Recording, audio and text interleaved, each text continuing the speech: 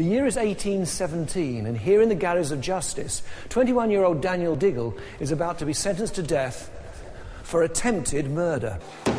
His hanging sounded the death knell for the Luddite uprising, which started here in Nottingham.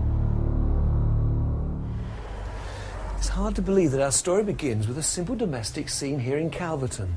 The Reverend William Lee was in love with a lady who was always knitting. So in order to woo her, he invented the stocking frame knitting machine to speed the whole process up. It took another 2 centuries for his invention to take off here in Britain, and when it did, it caused a revolution. After a series of bad harvests and the war with France, the fear of loss of jobs and starvation was the last straw. Exactly 200 years ago, here in Nottingham, the knitters' frustration erupted in revolution and frame smashing. It started in Arnold, when over 60 frames were destroyed in just one night. Public support was strong.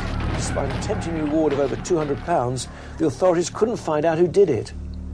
The rioters published a declaration. Postal address, Ned Ludd's office, Sherwood Forest. Ned Ludd didn't exist, although there had been a Ned Ludd from Anstey in Leicestershire. 30 years earlier, he'd smashed up 2 machines. The frame breakers took on his persona and became known as Luddites. Rioting spread with major destruction in the north of England. The government feared a French-style revolution, and their response was to make frame breaking a capital offence. Hence the show trial of poor Daniel Diggle. The rebels had always said they were misunderstood. They were never against technology. They claimed the frames were turning out an inferior garment, and that production would be moved abroad to arch-rivals France.